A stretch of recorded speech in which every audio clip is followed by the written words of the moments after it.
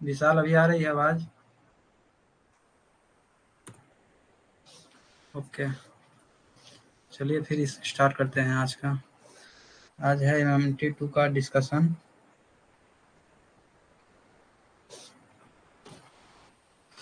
तो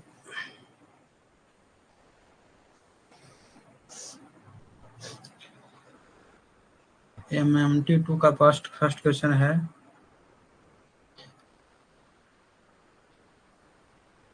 what is the main cause of pressure loss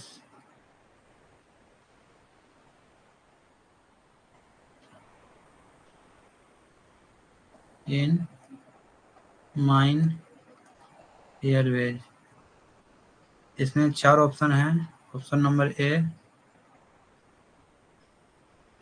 thermal expansion, option number B है viscosity and wall friction, viscosity and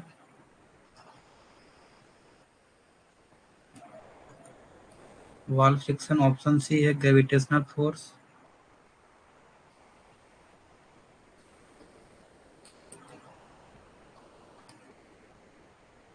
option D है आपका moisture content.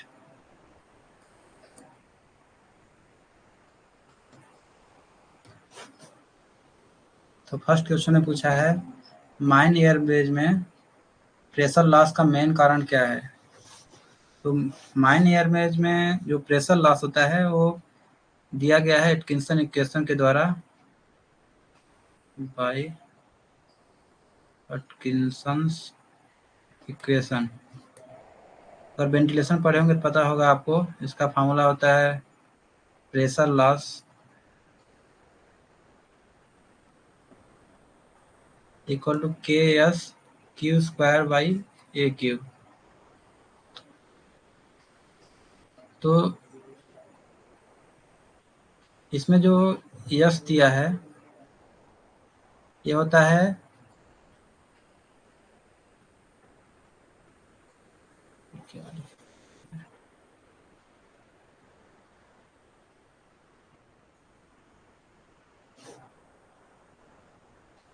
Yes equal to rubbing surface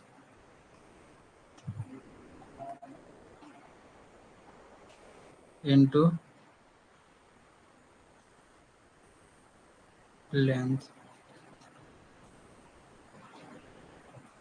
ये rubbing surface होता है, yes yes जो होता है rubbing surface ही होता है, इस इक्वल टू होता है लेंथ इनटू पेरीमीटर।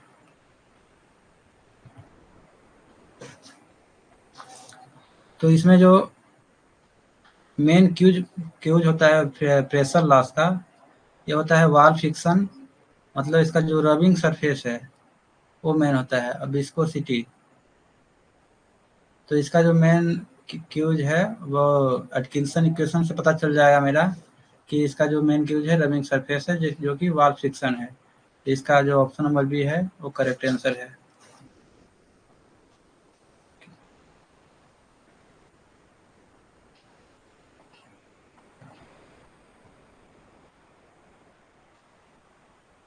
अरे यार, सॉरी यार।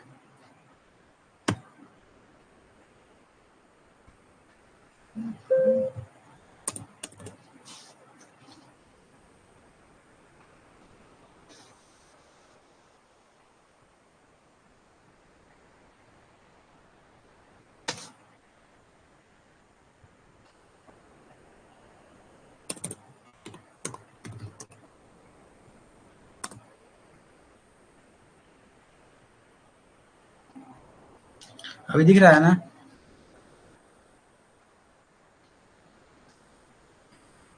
ओके, तो पहला क्वेश्चन था जो प्रेशर माइन एयर में वेज में प्रेशर लॉस का मेन कारण क्या है।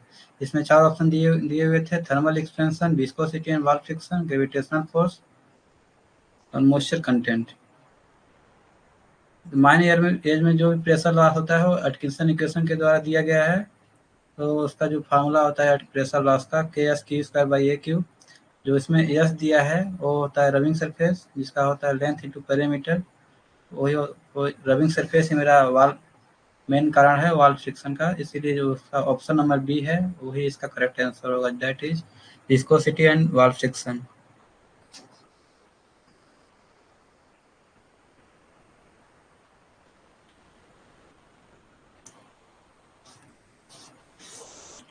चलिए क्वेश्चन नंबर 2 पे चलते हैं।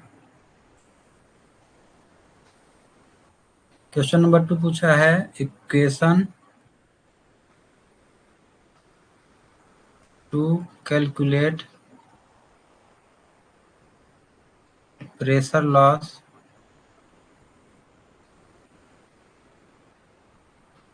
इन laminar floor.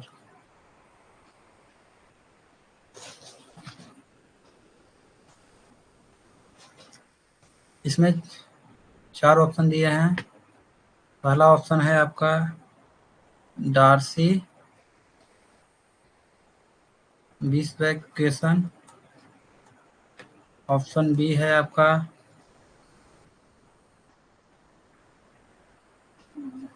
Bernoulli's equation. Option C है आपका इस्योली इक्वेशन।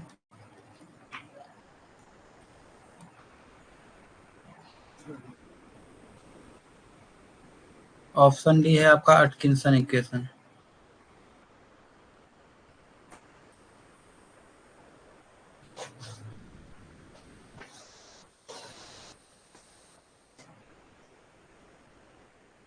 इसका आंसर पता है?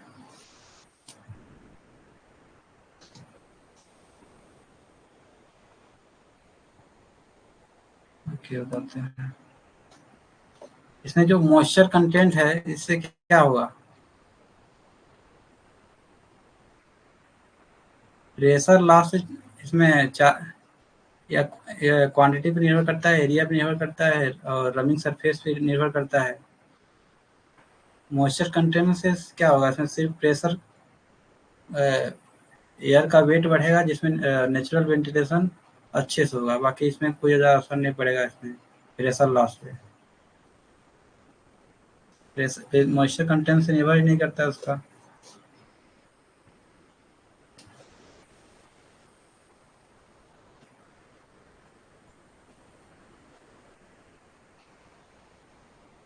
क्वेश्चन नंबर 2 का आंसर पता है आप लोगों को?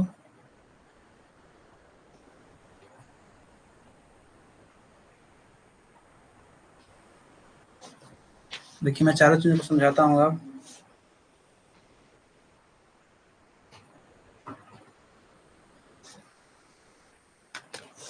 जैसे ऑप्शन नंबर 1 में दिया है Darcy Weisbach equation.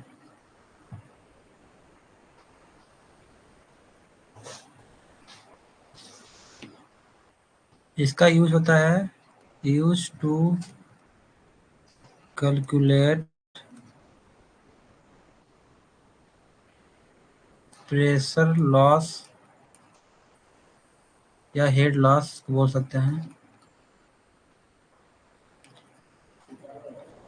In a pipe due to friction.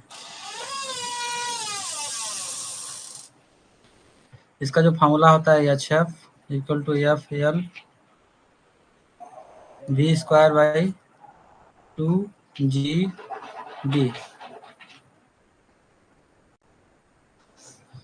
इसमें से जो आपका F है डार्सी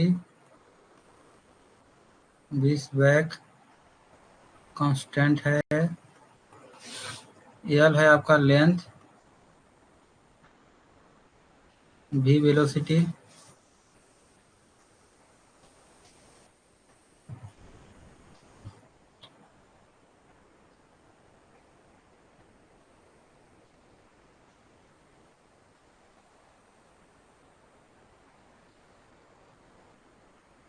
जी है एक्सेलरेशन ड्यू टू ग्रेविटी,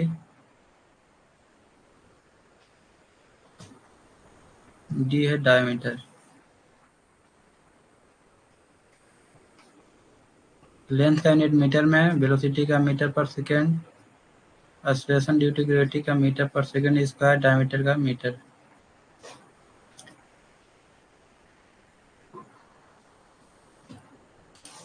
और इसमें एफ कैलकुलेट करने के लिए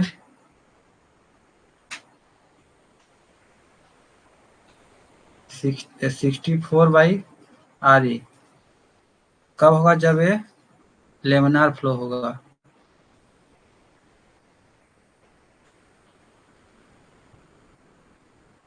और अगर टर्बुलेंट फ्लो है तब क्या होगा? फॉर्मूला एफ का 0.316/RE की पावर में 0.25। इसमें RE क्या है? Reynolds number.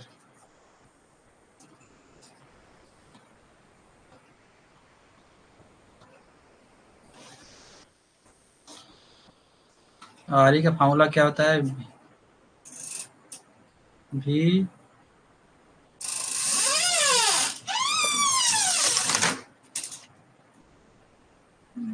डी रो, कैसे लिखा?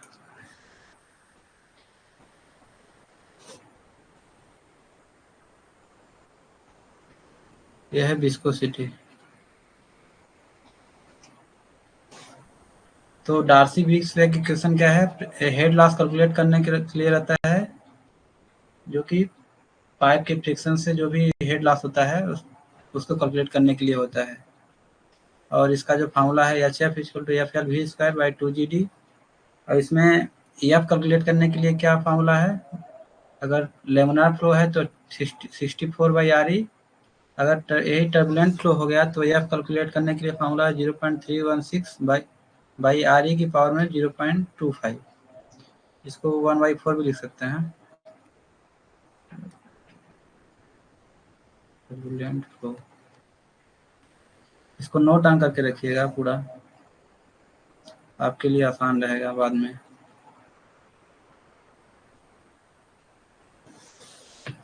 ऑप्शन बी है, क्या है?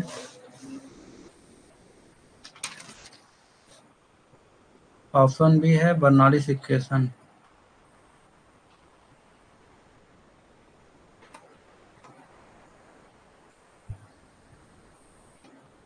यह क्या करता है? It describes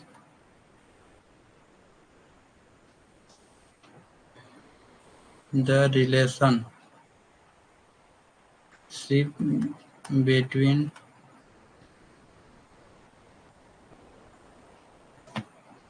the pressure,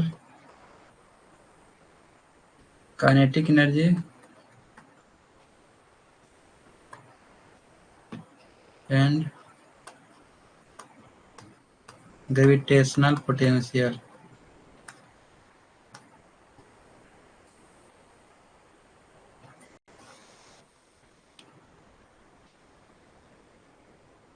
Gravitational potential energy of a fluid in a motion।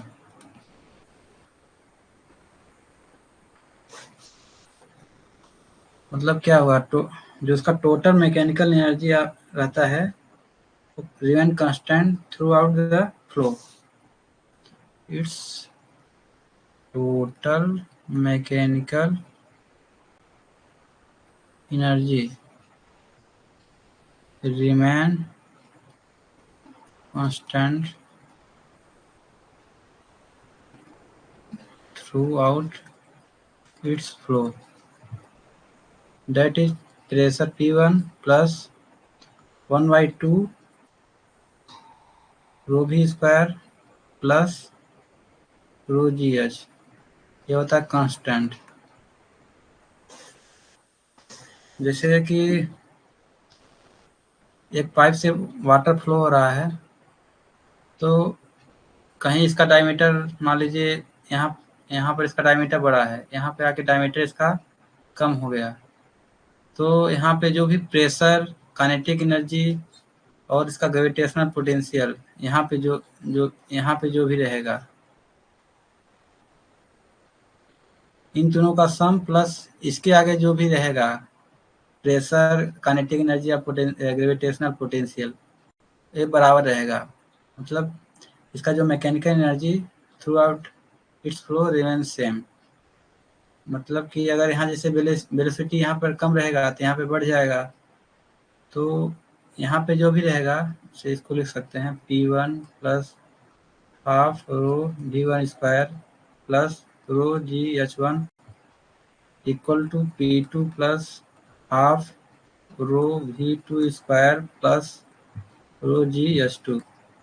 ये सेम रहेगा। इसको 1 मानेंगे तो इसको 1, इसको 2 तो इसको 2, 1 इक्वल टू 2। तो क्या करता है, सिर्फ मैकेनिकल एनर्जी क्या बोलता है कि इसमें कांस्टेंट रहेंगे थ्रू आउट इट्स फ्लो। तो इसका जो क्वेश्चन में बोला था कि equation two calculate pressure loss in laminar flow, ये प्रेशर लॉस के लिए इक्वेशन बना ही नहीं है। तो जिसका मैकेनिकल एनर्जी फ्लूइड का वो कांस्टेंट रहता है थ्रू आउट इट्स फ्लो, तो इसका उससे कुछ रिलेशन ही नहीं है। तो ये क्वेश्चन ये जो बर्नौली इक्वेशन ये नहीं होगा इसका। तो थर्ड इक्वेशन क्या बोला है, थर्ड इक्वेशन है आपका पसिवली इक्वेशन।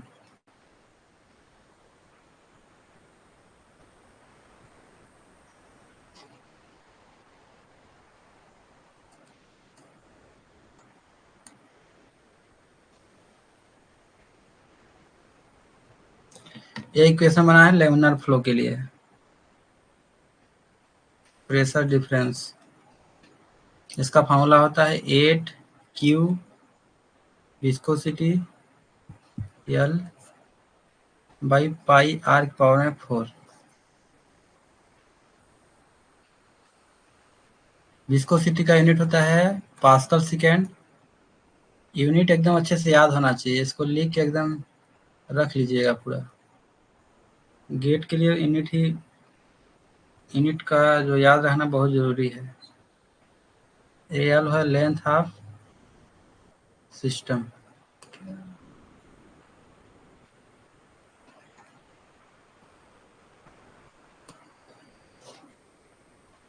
जैसे कि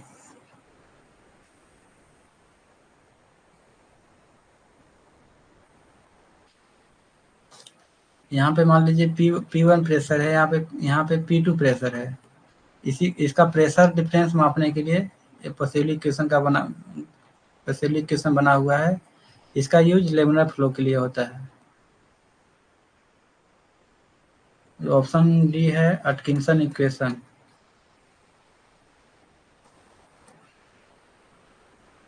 ये तो माइन एयरवेज के लिए बना हुआ है।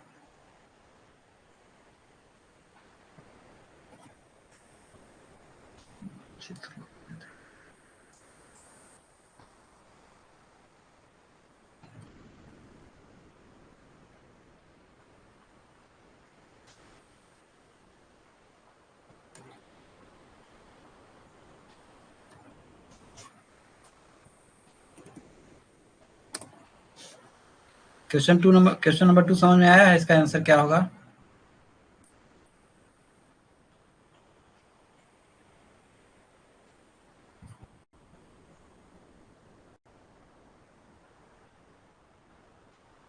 हेलो, क्वेश्चन 2 समझ में आया?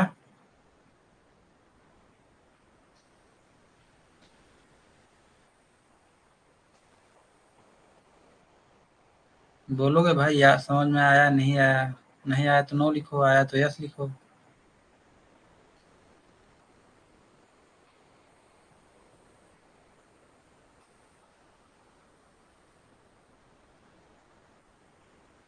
हेलो,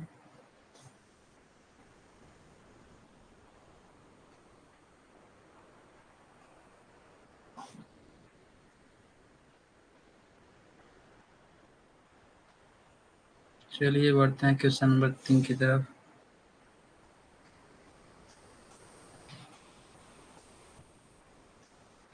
क्वेश्चन नंबर 3 है Atkinson Reynolds number used to determine. रे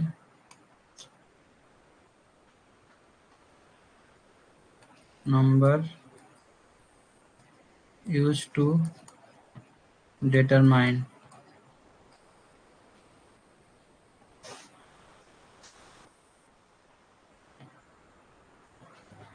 ऑप्शन ए दिया है फैन इफिशियंसी, ऑप्शन बी दिया है टाइप ऑफ फ्लूइड,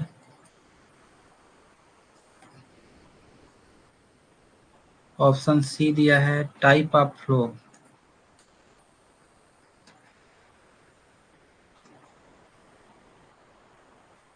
टर्बुलेंट और लेमिनर। ऑप्शन डी दिया है आपका डेंसिटी ऑफ फ्लूइड।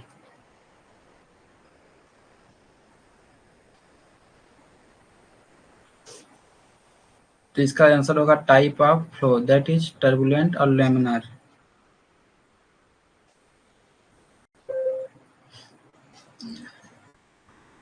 अभी रेनॉल्ड्स नंबर का फॉर्मूला हम पीछे बताए थे, V D rho by mu. ये है डायनामिक विस्कोसिटी।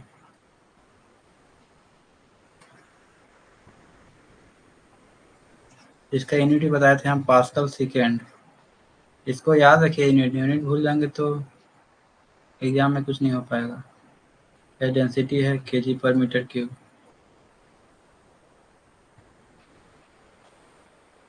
वहाँ देख, अगर आरई आपका 2000 या 2000 से कम आ रहा है, ये लेमिनार फ्लो होगा। अगर आरई आपका ज़्यादा आ रहा है 2000 से, ये टर्बुलेंट फ्लो होगा।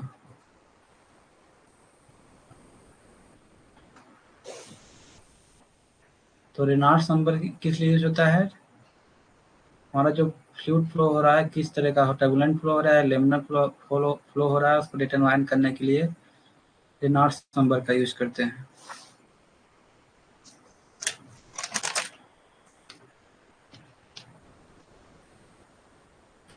और क्वेश्चन नंबर 5।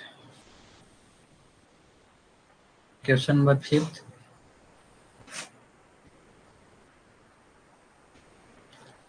क्वेश्चन नंबर 5 में पूछा है pressure loss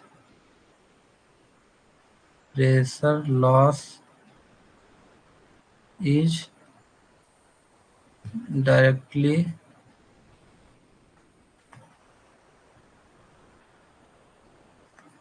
proportional to, option A दिया है इसमें velocity of air, option B दिया है square of velocity, option C दिया है square root of velocity, option D दिया है inverse of velocity.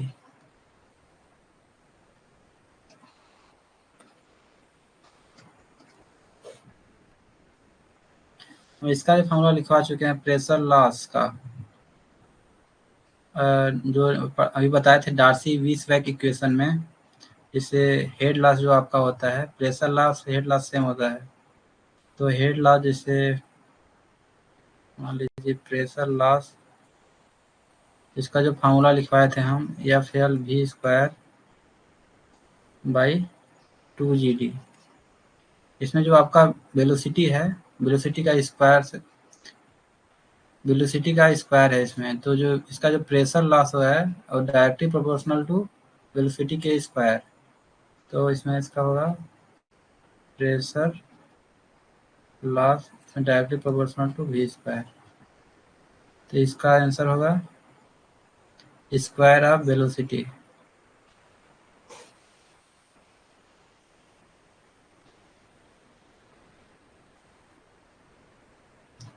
Please brief about laminar and turbulent flow. Which one is more effective in air flow in mine? भाई mines में तो turbulent flow ही होता है, laminar कहाँ से होगा?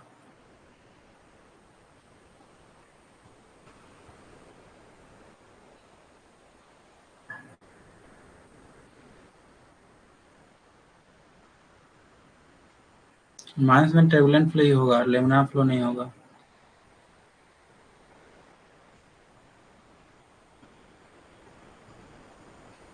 Option C.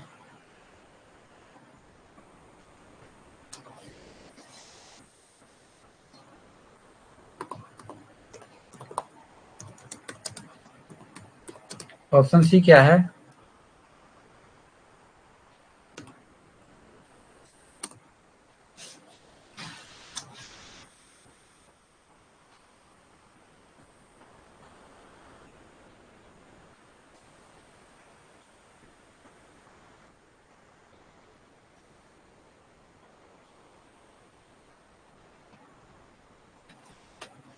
चलिए फिर क्वेश्चन नंबर 6 सॉल्व करते हैं।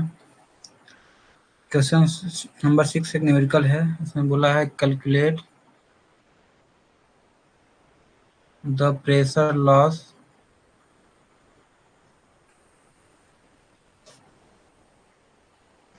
Over a 50 metre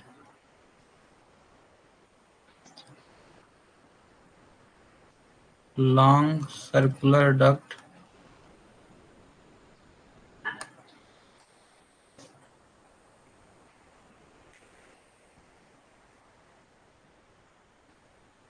carrying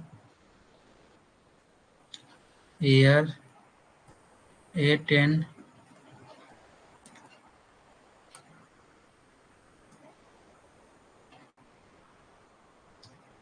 average velocity of 2 meter per second। Duct dia दिया है इसका 1 मीटर एंड डायनामिक विस्कोसिटी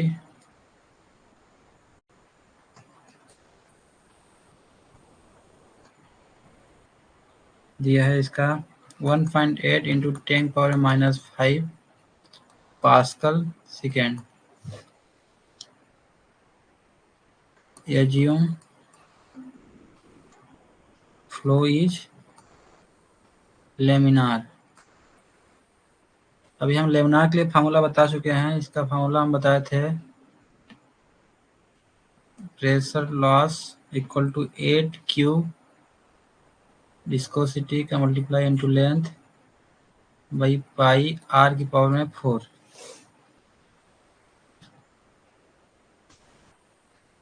तो इसको हम लिख सकते हैं 8Q क्या होता है, area into velocity into viscosity into length by pi R की पावर में 4।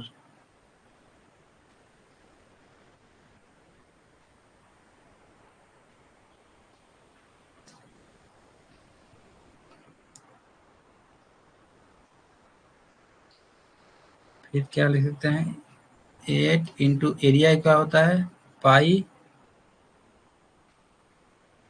D square by 4 into velocity into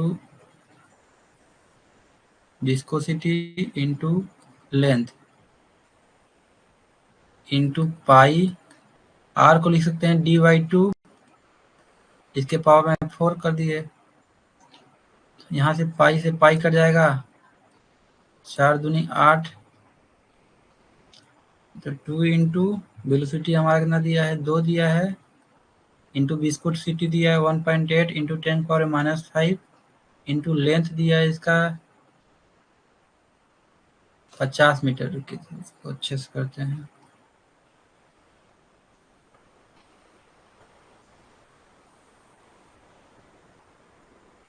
length इसका दिया है 50 मीटर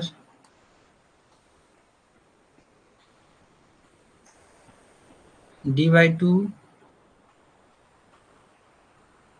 डी 1 दिया है तो 1 के पावर में 4 1 ही होगा, इंटू 2 के पावर में 4 ऊपर जाएगा कितना होगा 16।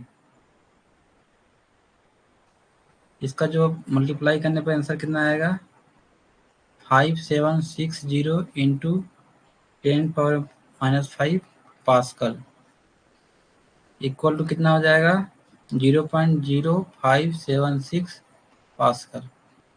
इसका करेक्ट आंसर होगा। ये समझ में आया कि नहीं आया?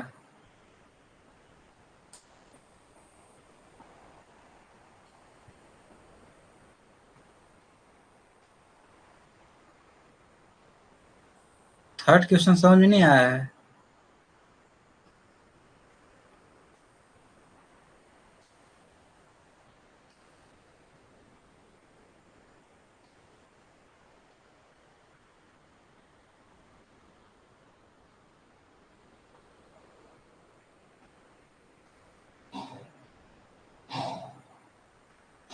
क्वेश्चन नंबर 6 समझ में आया कि नहीं आया अभी?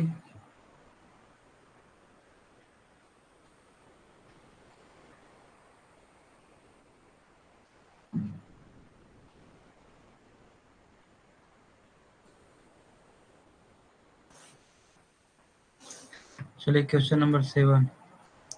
क्वेश्चन नंबर 7 ने पूछा है what is the order of differential equation. What is the order of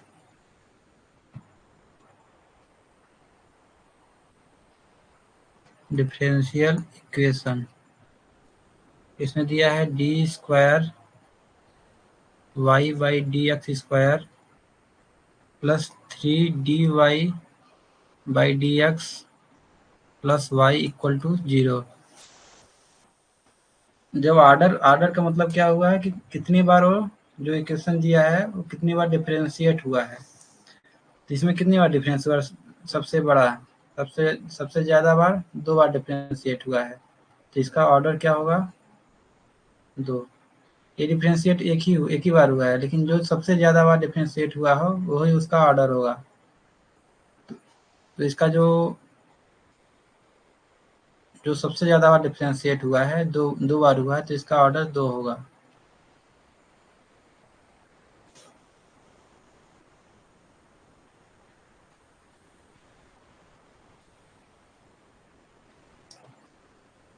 question number 8।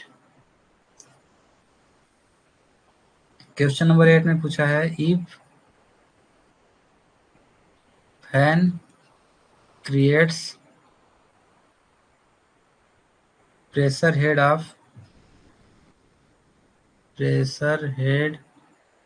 Of 250 pascal and resistance equal to 0.025 newton second square M square -8। तो बोला है फाइंड क्वांटिटी।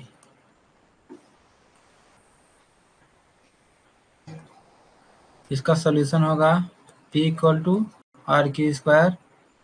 P मेरा दिया है 250 पास्कल, R दिया है 0.025।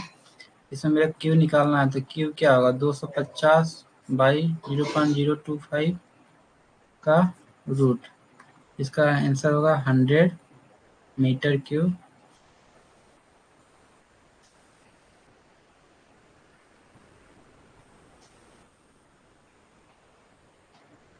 पर second.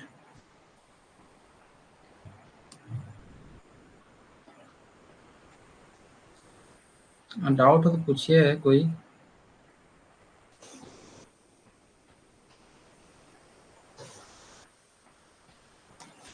Question number 9। Question number 9 ने पूछा है degree of the equation. Degree of the equation. इसमें दिया है D square Y by D X square का पावर में 3 plus D Y by D X plus Y equal to 0।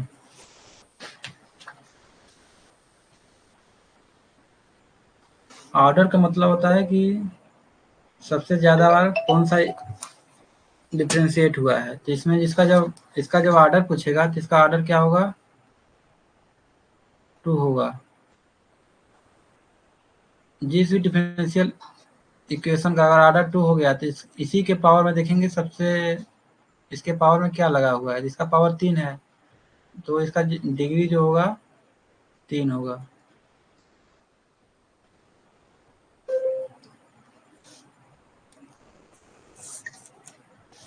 जैसे एक और एग्जांपल लेते हैं, D square Y by D X square power में 2 D Y by D X के power में 5 प्लस वाई इक्वल टू 0। इसका ऑर्डर 2 है, ऑर्डर 2 है मतलब सबसे ज़्यादा बार डिफरेंशिएट हुआ है, मतलब ये 2 बार ही डिफरेंशिएट हुआ है। ये जो इक्वेशन है ये ज़्यादा सब 2 बार से ज़्यादा डिफरेंशिएट नहीं हुआ, मतलब 2 बार ही डिफरेंशिएट हुआ है। इसका जो ऑर्डर होगा 2 होगा। ये जो डिफरेंशिएट हुआ है 2 बार डिफरेंशिएट हुआ है, तो इसके पावर में क्या है, 2 है, तो इसका डिग्री जो होगा 2 होगा। नहीं कि ऐसा नहीं लिख देना है कि इसका जो हाईएस्ट पावर है डिफरेंशियल इक्वेशन का वो 5 है तो इसका डिग्री 5 हो जाएगा, वो आपका गलत हो जाएगा। इसका जो डिग्री होगा, जो भी हाईएस्ट इसका डिफरेंशियल इक्वेशन होगा, डिफरेंशियल फंक्शन होगा, उसी का जो पावर में लगा होगा वही इसका आंसर होगा। इसका डिग्री पावर में 2 है तो इसका डिग्री 2 होगा।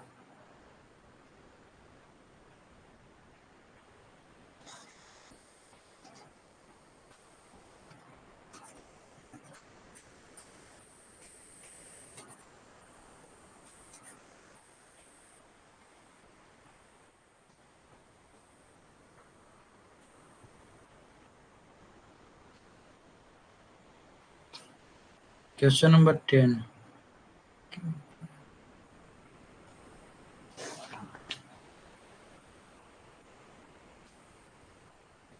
अब क्वेश्चन नंबर 10 में पूछा है कैलकुलेट रेनॉल्ड्स नंबर। इसमें दिया क्या क्या है, डेंसिटी दिया है आपका, डेंसिटी दिया है 1.2 kg पर मीटर क्यूब। इसका जो विस्कोसिटी दिया है आपका 1.8 इंटू 10⁻⁻5 पास्कल सेकेंड। इसका जो इसमें जो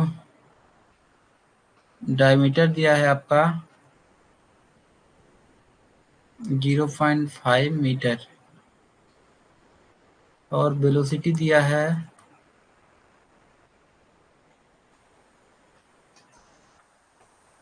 5 मीटर पर सेकेंड। और रेनॉल्ड्स के थोड़ा सा कलर चेंज करते हैं।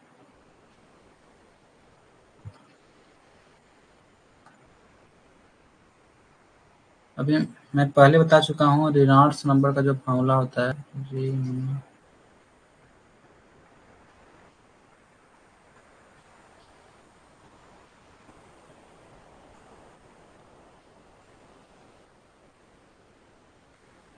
We D rho by mu. ये फॉर्मूला तो मैं पहले ही बता चुका हूँ।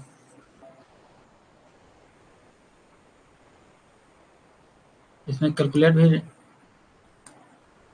रेनॉल्ड्स नंबर ही करना है, तो क्या होगा, भी दिया है आपका 5 दिया है, डायमीटर दिया है 0.5 दिया है, इंटू डेंसिटी दिया है 1.2 और जिसका जो विस्कोसिटी दिया है 1.8 इंटू 10⁻⁻5 1.8 इंटू 10⁻⁻5 दिया है। तो इसको जब कैलकुलेट करेंगे तो इसका आंसर आएगा 166.66 इसका रेनॉल्ड्स नंबर होगा।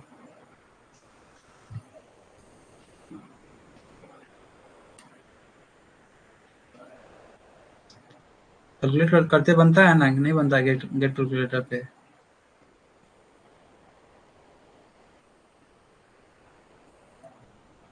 जहाँ भी डाउट आए पूछ सकते हैं आप लोग।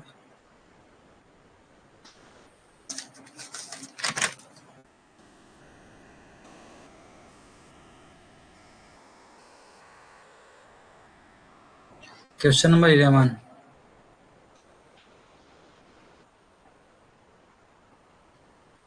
क्वेश्चन नंबर 11 में दिया है आपका क्रॉस सेक्शनल एरिया।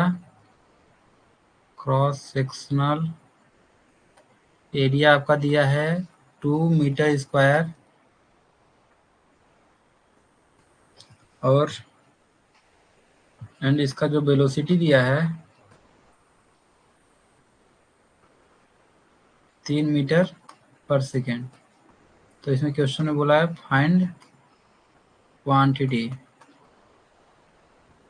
आपको पता होगा quantity equal to area into velocity. Area आपका दिया है 2 मीटर इंटू वेलोसिटी दिया है 3 मीटर पर सेकेंड। तो क्वांटिटी क्या होगा आपका 2 3 जार 6 मीटर क्यूब पर सेकेंड।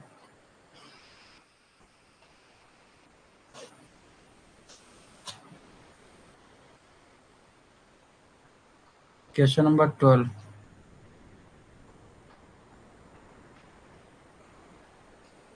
क्वेश्चन में 12 में पूछा है फाइंड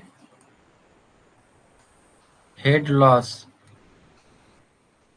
इफ। क्या क्या दिया है इसमें इक्विवेलेंट। इक्विवेलेंट डाया दिया है आपका इसमें 1.5 मीटर। लेंथ दिया है आपका 100 मीटर। एवरेज वेलोसिटी दिया है इसमें आपका 4 मीटर पर सेकेंड। डार्सी विस वेग का कोफिशिएंट दिया है 0.02। जी दिया है 9 पॉइंट, जरूरत भी नहीं है जी का, 9.81 मीटर पर सेकेंड स्क्वायर। इसमें मेरे को हेड लॉस निकालना है। तो हेड लॉस का क्या फार्मूला होता है?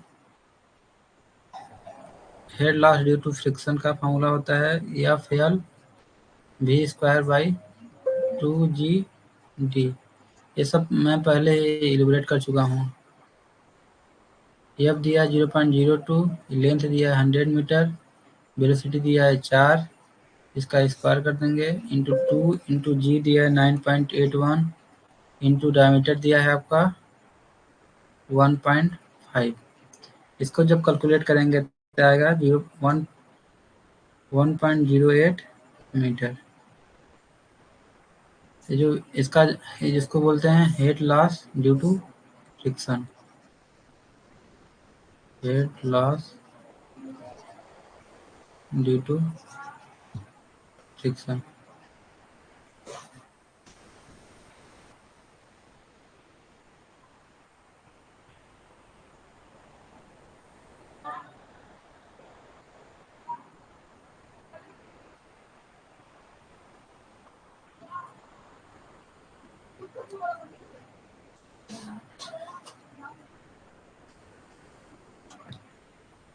Question number 13। 13 में बोला है find the general solution of dy by dx equal to y।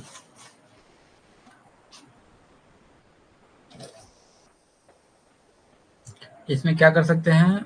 अगर डिफरेंशियल इक्वेशन पढ़े होंगे तो इसका वेरिएबल सेपरेशन कर सकते हैं। तो y वाले टर्म को y वाले के साइड लाएंगे और x वाले टर्म को एक साइड करेंगे। तो इसमें क्या आएगा इसका solution?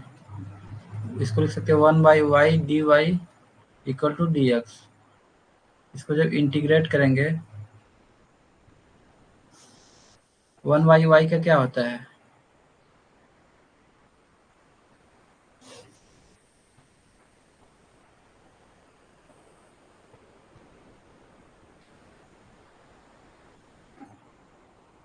Integration of 1/ay equal to ln y।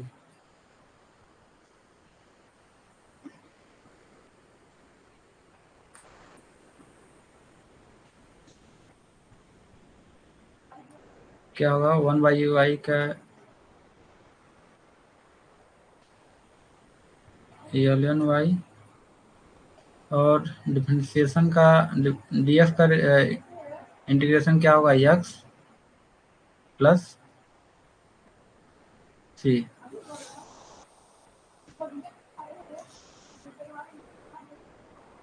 फिर क्या होगा, इसको हम ln c भी लिख सकते हैं। तो क्या होगा ln y minus ln c equal to x। इसको हो सकता है ln माइनस में रहेगा तो क्या होता है, ये चल जाता है डिवाइड में, माइनस वाला टर्म इक्वल टू x। जब यहाँ से ln हटाएंगे तो क्या होगा y/c। ln अगर इस साइड से हटाएंगे तो ये चला जाएगा e की पावर में x। तो y इक्वल टू क्या होगा c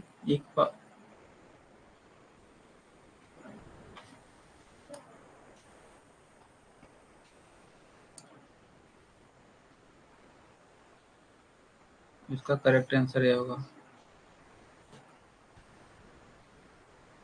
इसको ऐसे भी सॉल्व कर सकते हैं, ln y equal to x plus C. जैसा ऑप्शन में दिया रहे और इसी तरह इसको सॉल्व करके छोड़ देंगे। ऐसा भी कर सकते हैं, इसको करना चाहें तो ln y plus x plus C, और फिर y इक्वल टू e की पावर में x प्लस सी कर सकते हैं। ऐसा भी कर सकते हैं, बहुत तरीके से कर सकते हैं। जैसा ऑप्शन में दिया रहेगा उसी तरह मेरे को आगे बढ़ना है।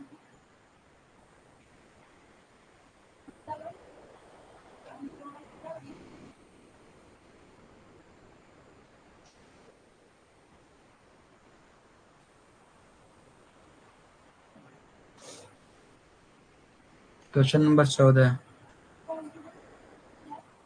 What do fan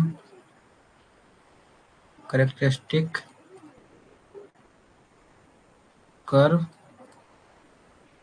represent. Option number A है आपका fan efficiency under various temperature. Option B है आपका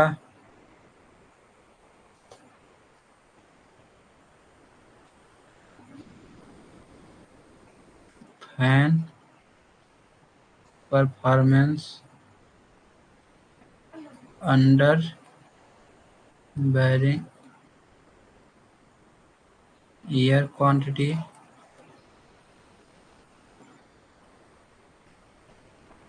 head and power. Option C है आपका resistance characteristic of mine tunnel.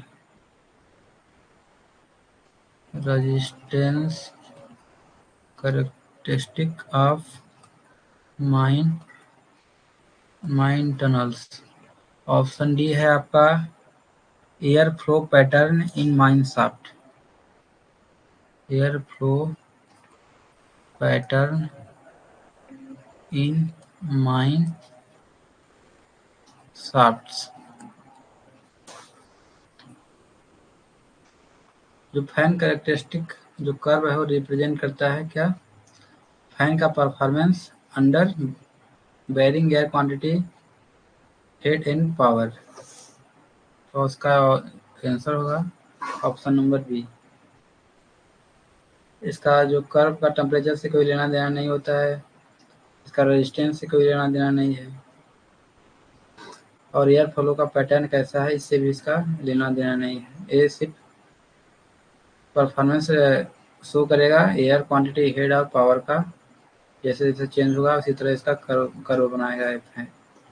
तो इसका टेम्परेचर, रेजिस्टेंस, एयर फ्लो के पैटर्न से कोई लेना देना नहीं, तो ऑप्शन नंबर बी इसका करेक्ट आंसर होगा।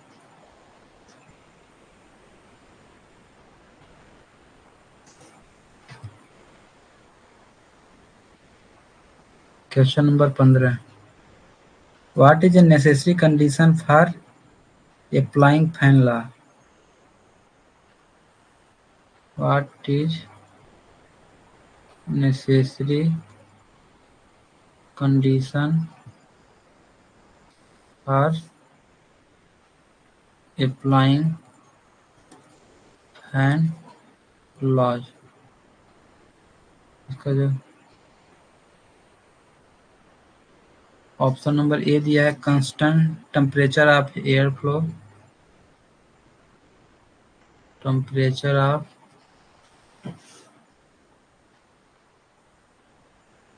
Air flow.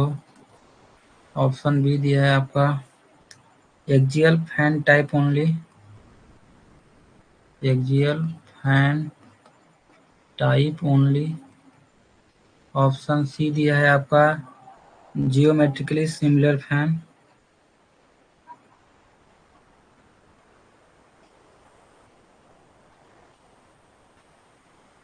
ऑप्शन डी दिया है आपका, high RPM fan only,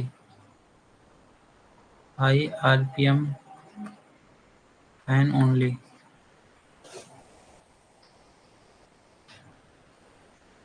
question number 15 ने पूछा है, फैन लॉ अप्लाई करने के लिए क्या नेसेसरी कंडीशन है?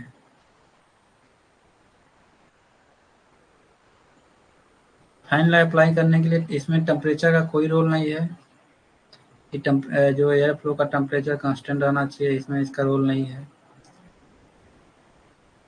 और question option number B B में बोला है एक्सियल फैन टाइप ओनली, बोला कि सिर्फ जो फैन लॉ अप्लाई कर सकते हैं सिर्फ एक्सियल फैन में ही कर सकते हैं, ऐसा कुछ नहीं है।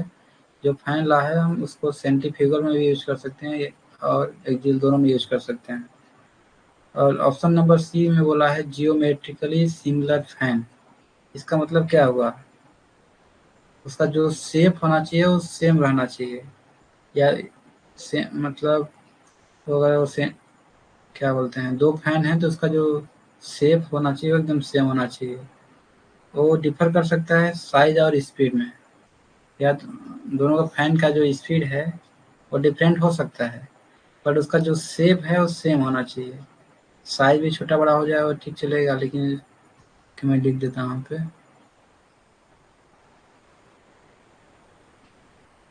अप्लाई और दोनों के लिए होता है। जियोमेट्रिकल सिमिलर फैन मतलब सेम शेप, बट साइज और स्पीड में डिफर।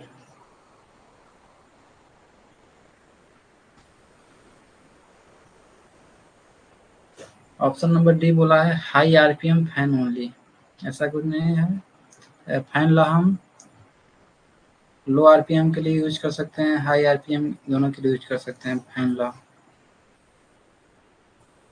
तो इसका जो करेक्ट आंसर होगा geometrically similar fan.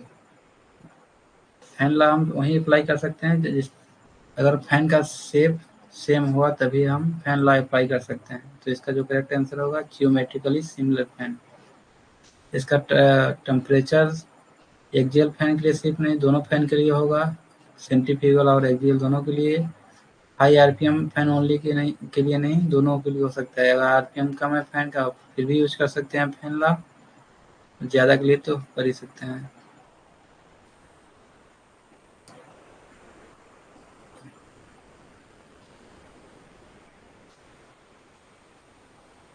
Question number 16 बोला है solve D square Y by D X square equal to 6x।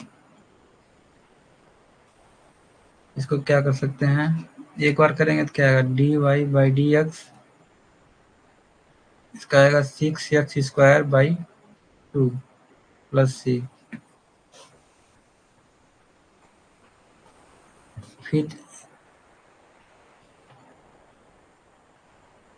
फिर एक बार इंटीग्रेशन करेंगे तो क्या आएगा, y equal to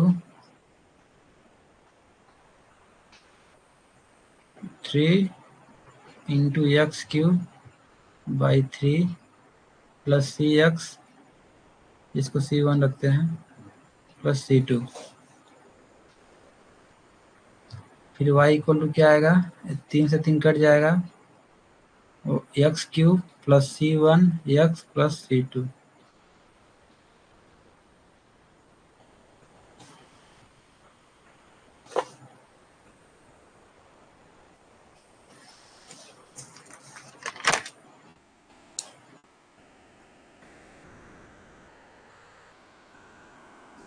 question number 17, what changes if N peripheral velocity is altered। Option number A दिया है आपका type of fan used,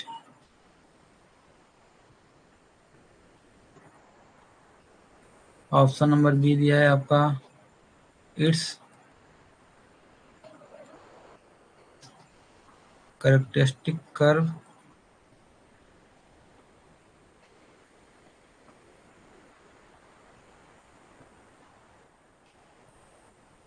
option number C दिया है टाइप ऑफ डक्टिंग,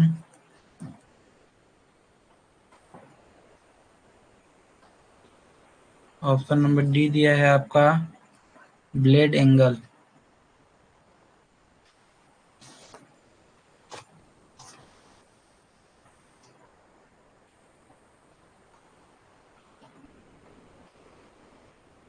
इस क्वेश्चन में बोला है कि अगर पेरिफेरल वेलोसिटी को अगर चेंज करते हैं तो क्या चेंजेस देखने को मिलेगा। तो इसमें बोला ऑप्शन नंबर ए में बोला है type of fan used, velocity change होगा तो फैन तो चेंज हो नहीं जाएगा, इसका फैन चेंज होने से कोई मतलब नहीं है। वेलोसिटी का मतलब क्या हुआ, स्पीड। अगर फैन का स्पीड चेंज हो रहा है तो फैन किस टाइप का वो थोड़ी बदल जाएगा, फैन तो वही रहेगा, स्पीड बढ़ेगा तो फैन का टाइप चेंज नहीं होगा, वो तो होगा ही नहीं, वो तो पता ही सबको है कि वेलोसिटी से फैन का टाइप से कोई लेना देना नहीं है। और इट्स कैरेक्टरिस्टिक कर्व, वेलोसिटी बढ़ेगा मतलब स्पीड चेंज हो रहा है तो स्पीड बढ़ेगा तो क्वांटिटी बढ़ेगा, क्वांटिटी बढ़ेगा प्रेशर बढ़ेगा, इसका पावर बढ़ेगा, इसका जो कैरेक्टरिस्टिक कर्व होगा वो चेंज हो जाएगा। और वेलोसिटी बढ़ेगा तो डक्टिंग का टाइप भी चेंज होगा, क्योंकि ये तो फिजिकल चीज है ना, ये तो और डक्टिंग तो चेंज नहीं होगा। और इसका जो फैन है वो चेंज नहीं होगा, किस टाइप का फैन है, जैसे कोई फॉरवर्ड ब्लेडेड है बैकवर्ड ब्लेडेड है तो चेंज होगा नहीं, कि वेलोसिटी बढ़ गया तो ब्लेड का एंगल ही चेंज हो जाएगा, ऐसा तो कुछ है नहीं। तो इसका जो टाइप होगा वो टाइप सेम रहेगा, वेलोसिटी चेंज होने से इसका कोई असर नहीं पड़ेगा। और जो इसका कैरेक्टरिस्टिक कर्व है वो चेंज हो जाएगा, क्योंकि स्पीड बढ़ेगा तो स्पीड बढ़ने से क्या होगा, क्वांटिटी सप्लाई बढ़ जाएगा, प्रेशर बढ़ जाएगा, और क्या बोलते हैं उसको, पावर भी बढ़ जाएगा। ब्लेड एंगल चेंज होगा क्योंकि ये फिजिकल कैरेक्टरिस्टिक है, वो स्पीड से चेंज नहीं होता है। जैसे किसी का फैन का ब्लेड एंगल 45 डिग्री है तो वेलोसिटी बढ़ने से इसका ब्लेड एंगल तो चेंज नहीं होगा ना, क्योंकि ये क्या है, फिजिकल कैरेक्टरिस्टिक है।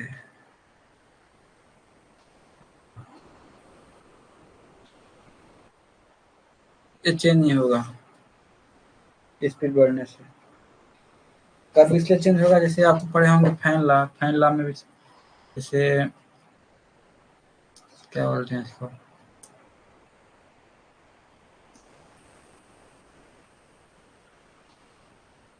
जैसे इसका जो स्पीड बढ़ेगा तो क्वांटिटी भी बढ़ेगा। और जैसे इसको पढ़े होंगे N square directly proportional to pressure, और ये भी पढ़े होंगे N cube directly proportional to power. इसका जब ये चेंज होगा तो इसका जो कर्व होगा वो भी चेंज होगा, इसीलिए जब स्पीड स्पीड का इसका रिलेशन है कर्व से।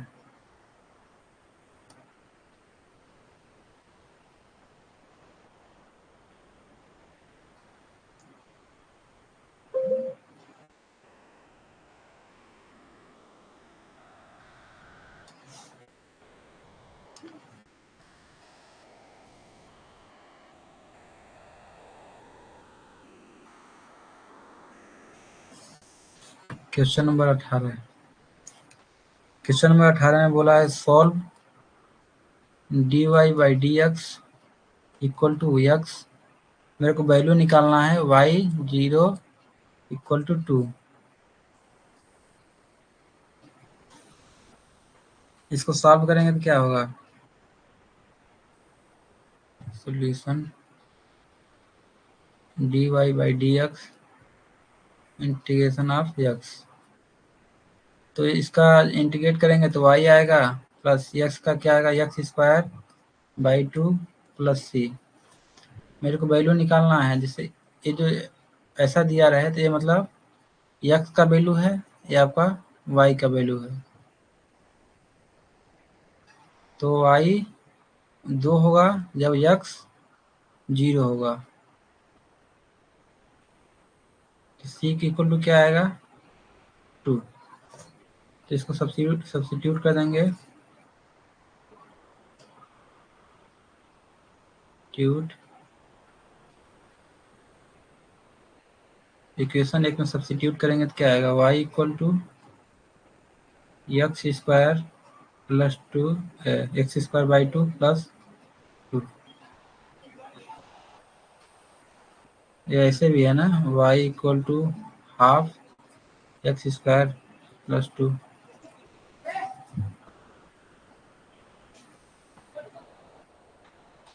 Question number 19।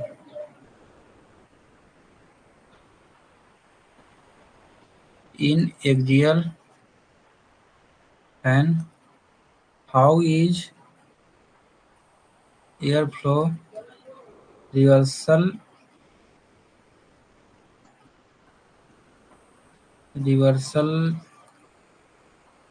Typically achieved? Option A में दिया है by changing fan rotation direction, by changing fan rotation direction. Option B दिया है by increasing fluid density, by increasing fluid density. Option C दिया है बाय डिक्रीजिंग फैन डायमीटर।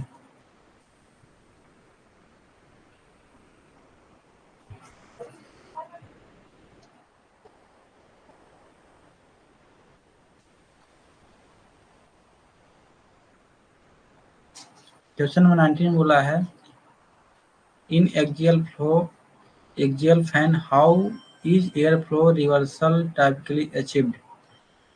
मतलब अगर axial fan है तो एयर फ्लो को हम रिवर्स कैसे कर सकते हैं, या एयर फ्लो का रिवर्सल कैसे अचीव किया जा सकता है?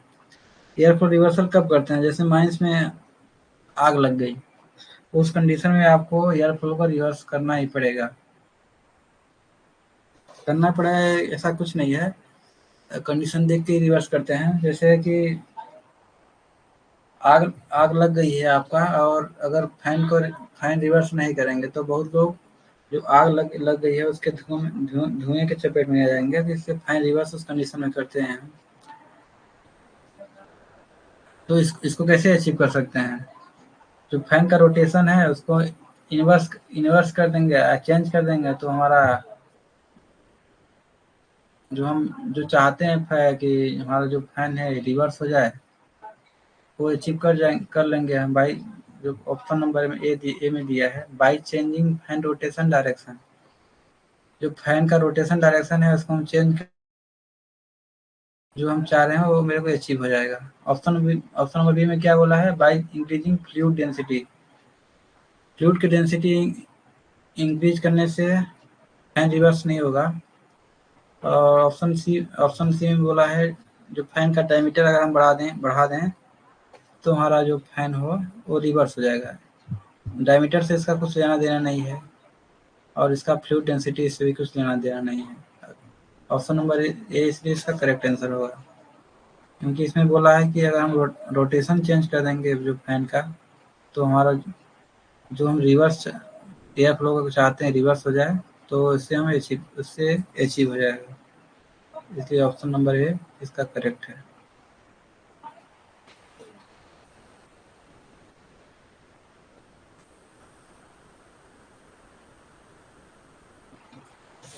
Question question number 20। Question number 20 में बोला है what does a U tube manometer attached to a fan valve measure. Option A दिया है स्टैटिक प्रेशर। ऑप्शन बी दिया है वेलोसिटी प्रेशर। ऑप्शन सी दिया है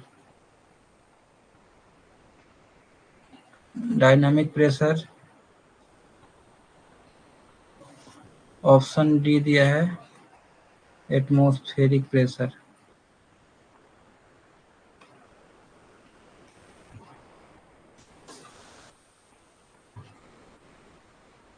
अगर आप माइंस विजिट किए होंगे तो पता होगा आपको, जहाँ फैन पंखा घर रहता है जिसको बोलते हैं, जहाँ पे फैन लगा रहता है वहाँ पे लगा रहता है E2 मैनोमीटर।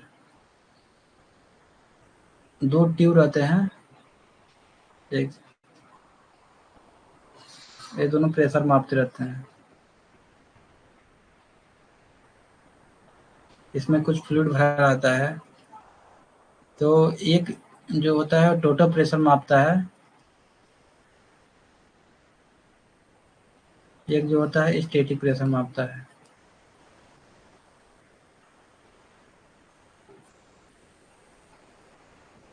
तो क्या बोलता है what does a U2 manometer attach to a fan valve major.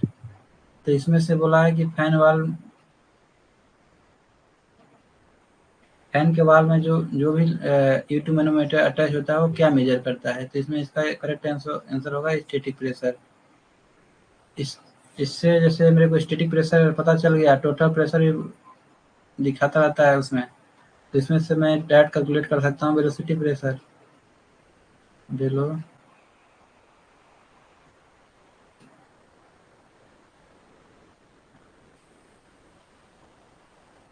Velocity pressure का फॉर्मूला क्या हो जाएगा, total pressure minus static pressure.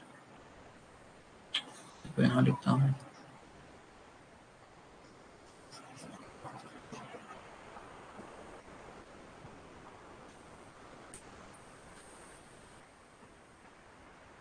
अगर मान लीजिए मेरे को वेलोसिटी प्रेशर निकालना है,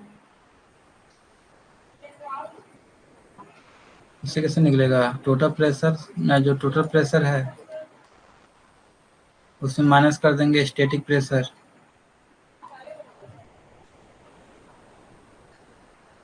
में निकल जाएगा वेलोसिटी प्रेशर।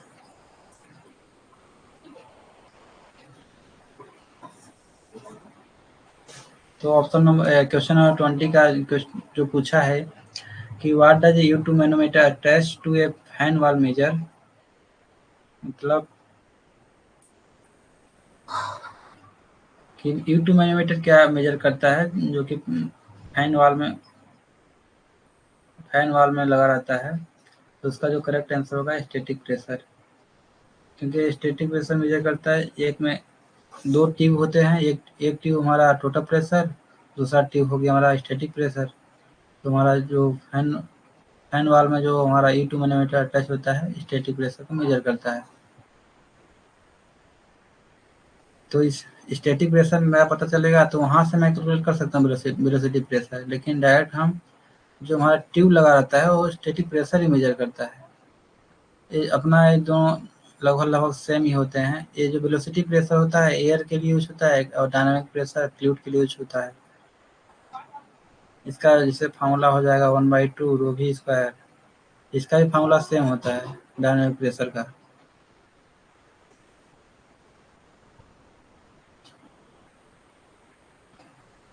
ठीक है, जो भी डाउट है पूछ सकते हैं, नहीं तो मैं सेशन खत्म करता हूँ।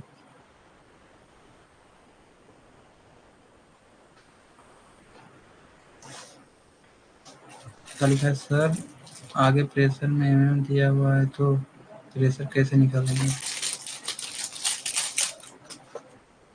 अच्छा। एमएम में दिया है तो उसको 9.81 से मल्टीप्लाई कर देंगे तो आ जाएगा पास्कल में वो।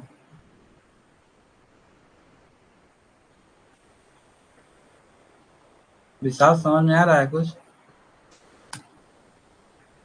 अगर एमएम में दिया है तो उसको 9.81 से मल्टीप्लाई करेंगे तो हमारा एसआई यूनिट में आ जाएगा पास्कल में।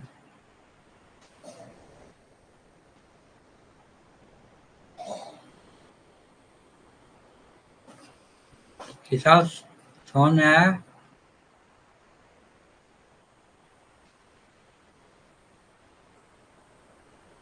डेंसिटी इंटू जी इंटू एच कब करेंगे? रो जी एच, ये प्रेशर है ना, प्रेशर इक्वल टू होता है रो जी एच।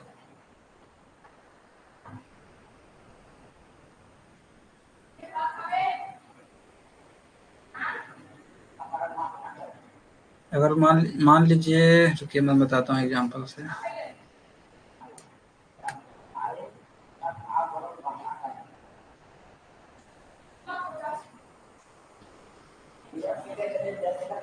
जो यहाँ इसमें पानी भरा है तो बोलेंगे ना यहाँ पे नीचे सबसे बॉटम पे कितना प्रेशर लग रहा है, ये वाटर है, बोलेंगे प्रेशर कितना लग रहा है तो यहाँ पे प्रेशर कितना लगेगा रो जी एच। मान लीजिए वाटर का 1000 होता है डेंसिटी और acceleration due to gravity 9.81, height मान लीजिए 10 मीटर है आपका, 10 हो गया, इसको 10 मान लेते हैं तो क्या होगा 3 4 5 10 पावर 5 पास्कल, इतना प्रेशर पड़ रहा है इस बॉटम पे।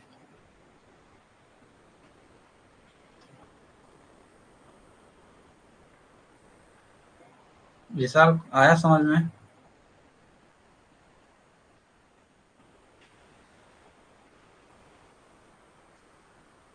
रोज जीएस हम तभी यूज करेंगे अगर कोई फ्लूइड के बारे में पूछ रहा है, तभी यूज करेंगे।